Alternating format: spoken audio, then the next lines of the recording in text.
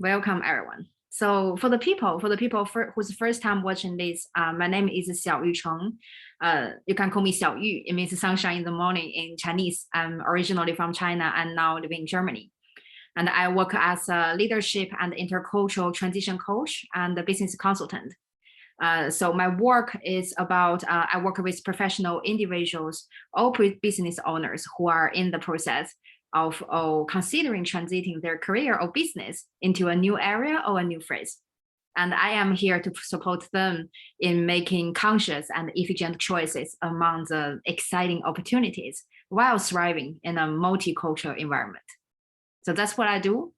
And today we are here with my Chinese saying sharing series. So every Thursday at 5 p.m. Central Europe time, I'm coming here linking live to share with you every time one Chinese saying, and together with some of my reflections or thought, usually something around my work or from my work.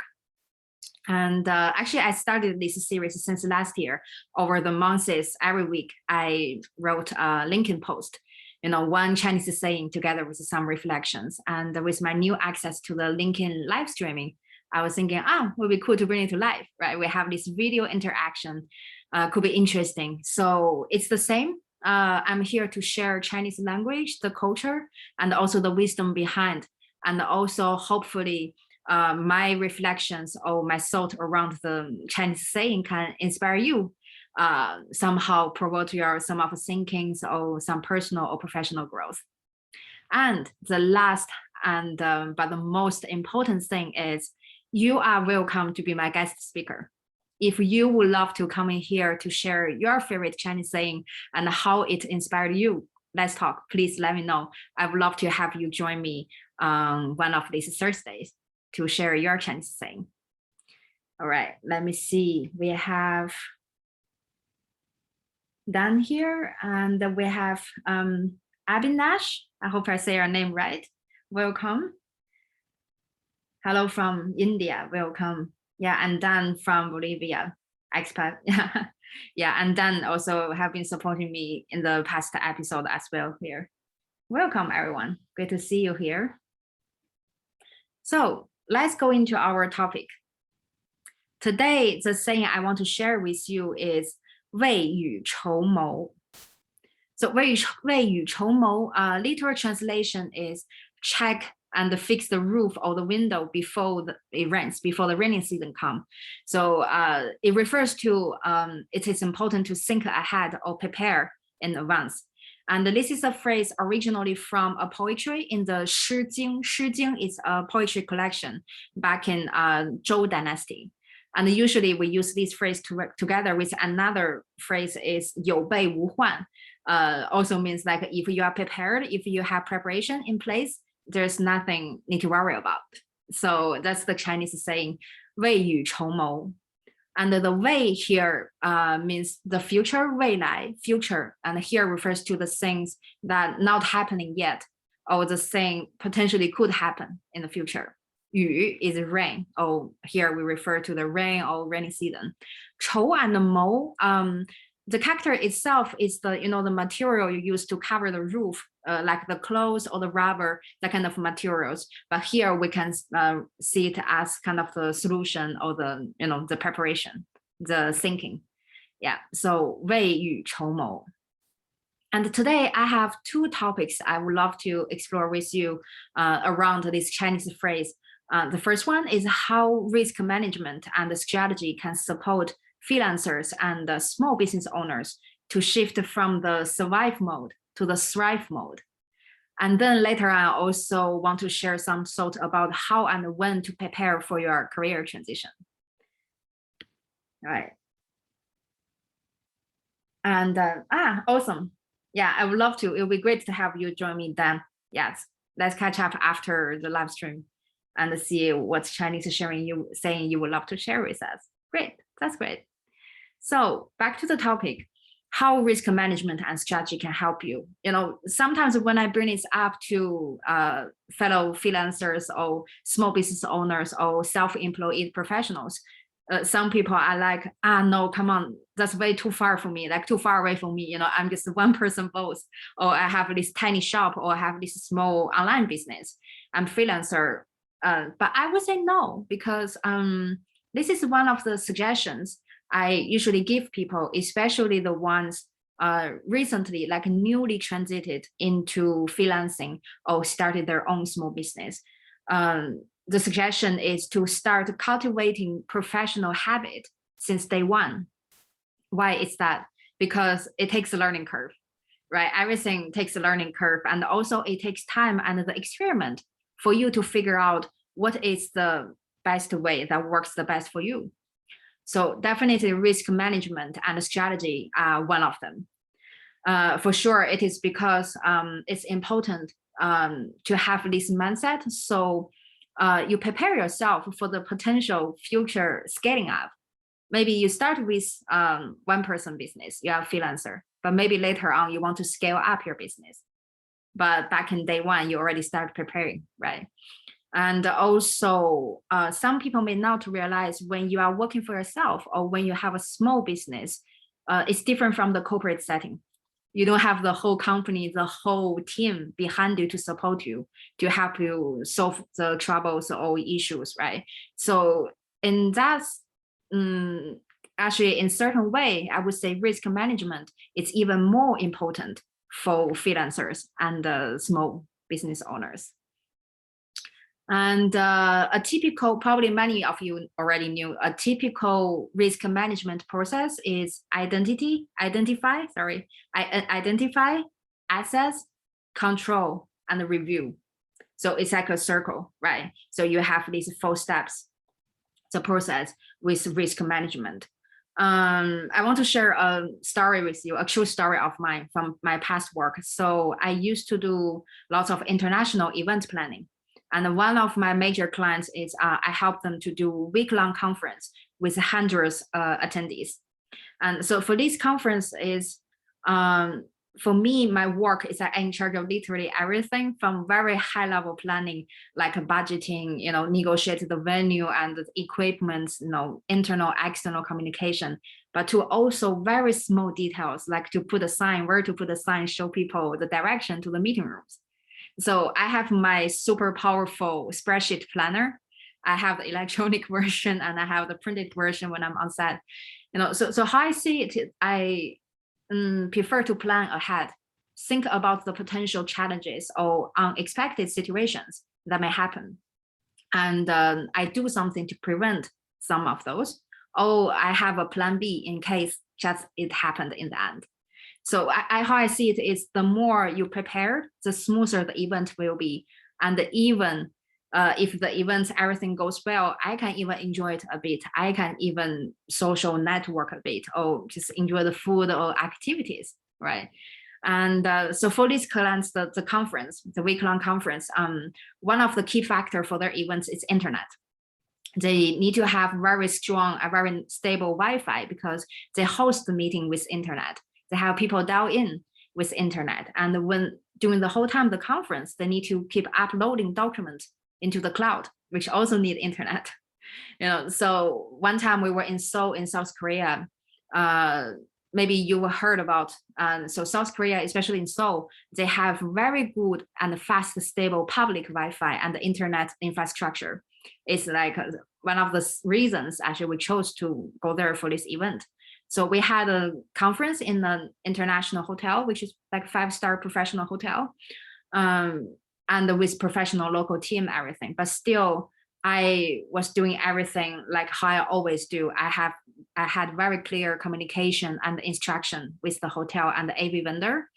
And I do the technical test before the event to check the internet speed, everything. I make sure my team is on the same page, understand everything.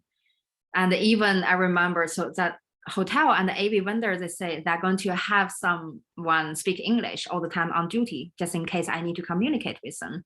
But still, I hired a local Korean translator just in case. And also I required them for extra set equipment, but in the end, when I see very fast internet in Seoul. Yeah, that's true, Avinash. And unfortunately, on the second day of conference, we got problem with Wi-Fi, right? Like nobody hoped for that, but it happened because somehow the Wi-Fi doesn't work, it doesn't connect. But it was okay because in the first place, I know who is the person I should talk to in the hotel. And I have my own colleague that I can count on, can just leave everything to my colleague when I try to go figure out to solve the problem, the Wi-Fi, right? And somehow, unfortunately, the technician that day, he doesn't speak English. But thanks God, I had my own translator. Remember, because I was like, I prepared for the just in case, right? So I had my own translator. And in the end, actually, we used a cable internet. While we are fixing the Wi-Fi, we use a cable physical connection internet for the meeting host. So at least we don't have to stop the meeting. So in the end, deep breath, we solved the problem. And even to apologize, the hotel, they offered a cocktail party in the end of the day. So the reason I want to share the example with you is it happens. Like we say, especially in the show business, in the events industry, everything on set, everything could happen, like something unexpected, right? Even you are fully prepared, you are extra prepared. But what is okay, it's okay to happen, but what is more important here is we were prepared and we have the plan B in place. We have the strategy ready. So we solve it with hazels, we solve it without hazels or chaos. So in the end, we make sure the meeting attendees, they had a productive and a pleasant experience. So this is my story about this. Yeah, I see Avnish Sea. Yeah, you've been so many times. Yeah, it's a lovely place, really great place, very, very international as well. So the reason I want to share with you this event planning story is, if you imagine seeing it as like different element, different part of the event planning, right? We can apply it to ourselves. Every human being, if you look at ourselves, each individual in a holistic way, you will realize like we have different aspects going on, different things going on in our everyday life. And we play different roles, right? We play role in our family, with our friends, social life, at work, in the society. And all these different roles, we have different responsibilities, but they are happening at different paces. And they also require different levels of attention, right? So it's kind of like the events planning, but you are planning your whole life or the whole day in the same mindset. If you look at everything like different pieces. And it's the same. We can also apply that to business owner or a team leader. So instead of looking at different aspects of a person's life, we are seeing like a different sector in your company or different department in your company. Or it could be different member in your team, right? So when we kind of zoom back and to look at the whole thing like a bigger picture, as important as to think about growth, how to reach your peak performance, it is also very crucial to have critical thinking in your mind, to evaluate the situation, to foresee the risk, to take a prevention, and also even have a plan B ready. So I hope that makes sense. And probably sometimes you see there are people in life or in a company or in the team, in the office, there are situations like the things always keep coming up, and there's always something happens, some issues need to fix, or there's always somewhere you or someone need to go there to put out the fire, right? So these are the situations when people are staying in the survive mode. So most time when we are in the survive mode, we are under the stress. You may see it, some people, they may show with their emotion or their behavior, but sometimes the stress could be internal. Like people are very stressed inside, although they look very calm or confident from outside, right? But in the end of the day, when people or when a business stay in the survive mode, it is hard to be fully engaged and also to be efficient in the end. So I would say, do not wait until you got in the crisis and then try to take control or try to reduce or minimize the impact, right? Do not, when it's already pouring rain outside, then you want to go up to check the roof, right? Check in advance to foresee and manage the risk And also do not stop at the thinking point. So you say, oh, I'm thinking maybe this thing could happen. But who knows? Because when you stop at thinking point, still there's no further prevention or plan B. So it's also important to take action to make some have some prevention or strategy or plan behind in place, ready to go. So that's the moment you will shift from the survive mode to the thrive mode, which create more space and bandwidth for you to think about, okay, what's next? Because you are relaxed, everything's taken care, right? So you can think about what's next. Oh, what could be something else I want to do? Or what could be something I can do better, right? Or simply you can just have fun and enjoy what you are doing in that moment with your work, or with your life, or with your business. So that's the first topic about how the risk management and the strategy can support freelancers and small business owners to shift from the survive mode to the thrive mode. Let me see any questions or comments.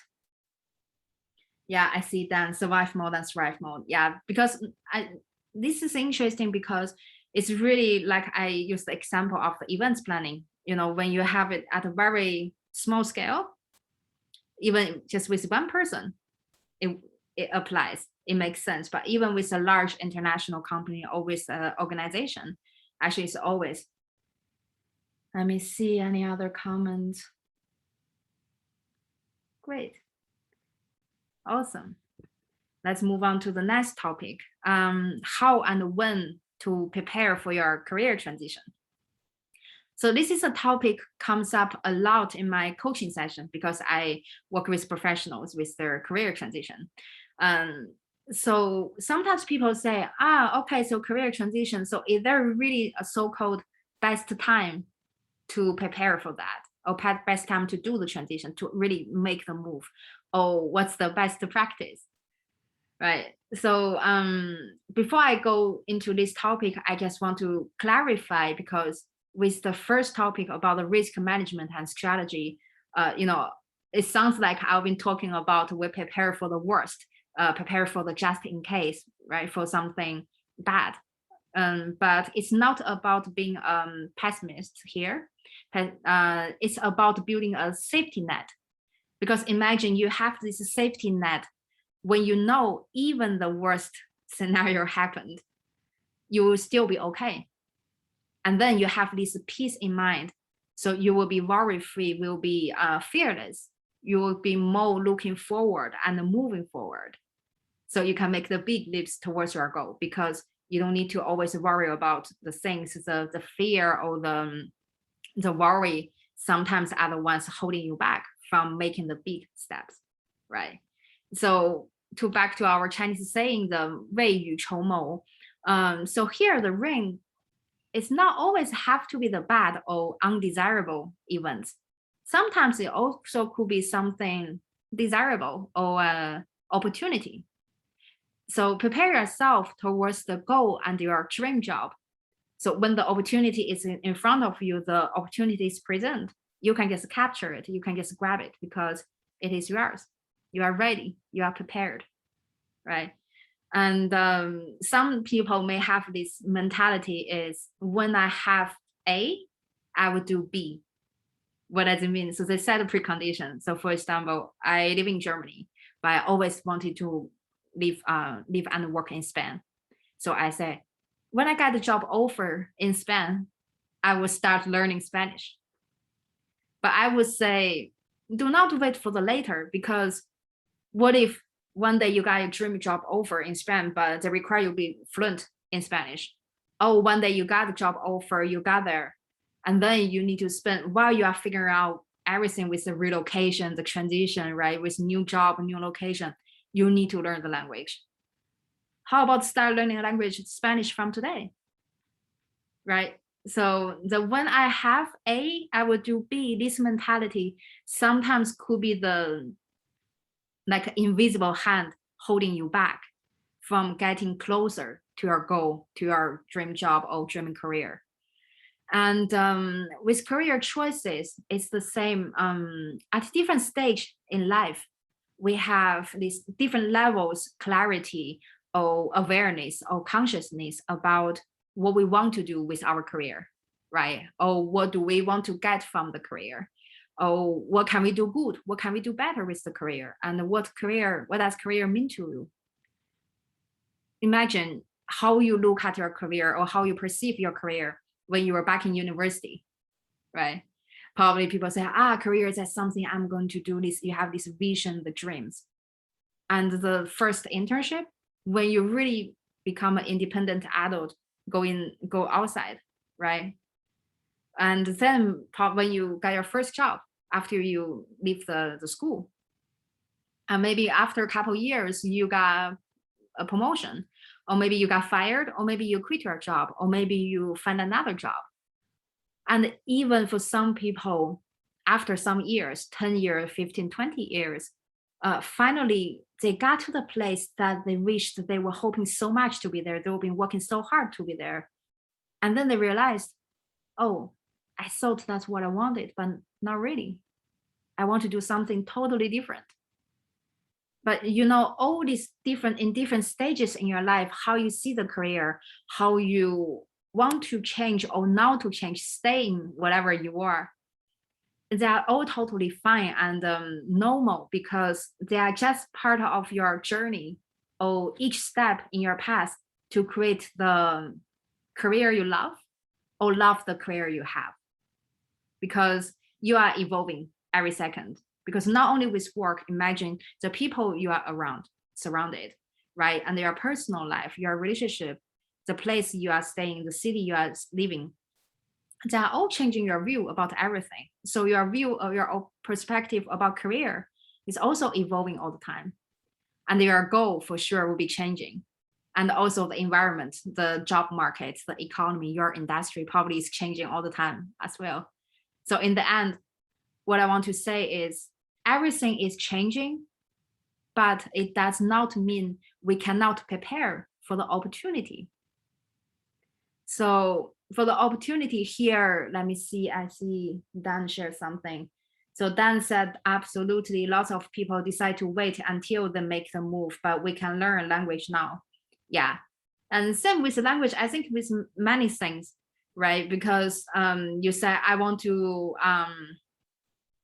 be a yoga teacher, right? So you say, when I have money, I will sign up a yoga training, like for the certificates. But how about start doing yoga from today, right? And then it's because everything is step by step, right? Yeah, thank you for sharing, Dan. So back to the topic. So when and how to prepare for your career transition, I have a quick tip. So you may want to start looking at two things. The first is your strength, and the second is your interest. So the strength is think about with your career or with your job you are doing now, what you are good at, what you did a great job with, or what you heard from people. Even don't be shy to ask people, hey, what do you think and what kind of strengths I have, right? To help you understand and recognize your strengths, and then you find chances to explore, to dive in, and continue building up your strengths and continue develop on your strengths. So in this process, you will learn and grow towards a certain direction, because the direction is what you are good at, right? Your strengths. Even if you want to, you can set some specific goals, to help you. If the goal is something, help you to stay accountable, right? Or something trackable, that's also could be helpful. So the first thing is strength. And the second one is your interest. What's your interest? Like one of my favorite questions when I network with people, I said, what do you do for fun? Like, what do you do something outside work? What is something you just simply make you happy, or something when you do it, you lose track of time? That's interesting. And start cultivating hobbies around your interest. Why is that? Because when you have hobbies, first, very obviously, your hobbies will help you to balance your work and life, right? You relax, you feel stress-free. So the work-life balance, the well-being, the self-care is very important here. The hobbies definitely can help. But more important is when you develop some hobbies, cultivate some hobbies, you are also subtly exploring other opportunities without attaching to the outcome. What do I mean? So I love singing. I like music. I love singing, and I enjoy music. Sometimes with karaoke or just sing at home. But I don't say, I enjoy singing, so I have to be a singer. I have to win some award. I have to have like a concert for tens of thousands of people because I'm simply just enjoy music, right? So I like music, and I also love nature. And in Berlin, we have really beautiful green space here. So when the weather is nice, I like to go out, go for a walk or go for hiking. And even when I'm traveling, it's always nice to explore the nature. So I didn't do those intentionally, but just very naturally. Now music and the nature just became part of my coaching work, my coaching practice. So with some clients, actually, we always start our coaching session with a 5 minutes centering together with some background music. And with some other clients who really love singing, actually, we do karaoke. We find those powerful songs or their go-to songs to celebrate their milestones. And also with some coaching clients who's based also in Berlin, we did the session is we have our coaching session outdoor in the forest. We start with a 20-minute silent walk. You walk without talking, and then a quick meditation, and then we start the conversation. It's very interesting because when people are walking, when you move your body, especially in the nature, you have lots of oxygen, the green color, everything. Actually, it helps with the blood circulation. So our brain is refreshed and we are relaxed. It's easier for people to connect to their true self, to open up, to have a conversation. And also this kind of natural and open space help people to feel safer.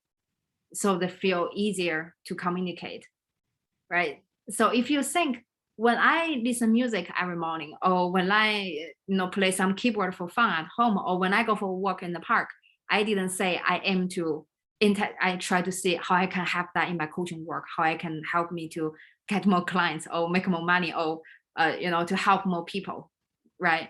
I just simply enjoy it, but it just very naturally become part of my work.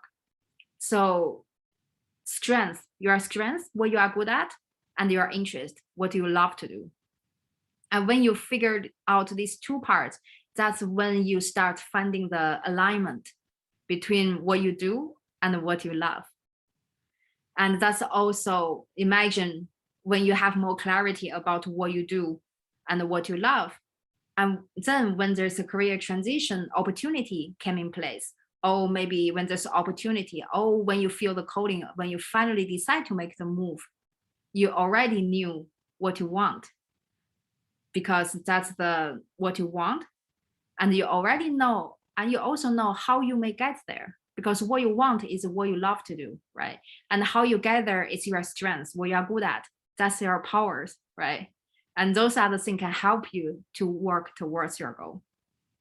So I hope this inspires some of your personal career growth and career development. And let me see. Any questions, any comments?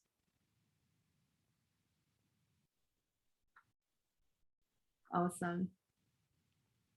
All right. So with all being said, that's also bring us to the end of my sharing today. Thank you for being here with my LinkedIn live stream. We have a saying in Chinese. Every Thursday, 5 p.m. Central Europe time, I will be here coming live to talk with you, share with you. And please don't be shy to say hi if you want to come and join me. Yeah, I see Dan can say strength and interest. Yeah, I guess you mean good joint or combination, right? Or point. Yeah, point. Yeah, and Dan, I will make sure catch up with you to see when you want to join me to share your Chinese saying. All right, thank you everyone for being here. I will see you next Thursday.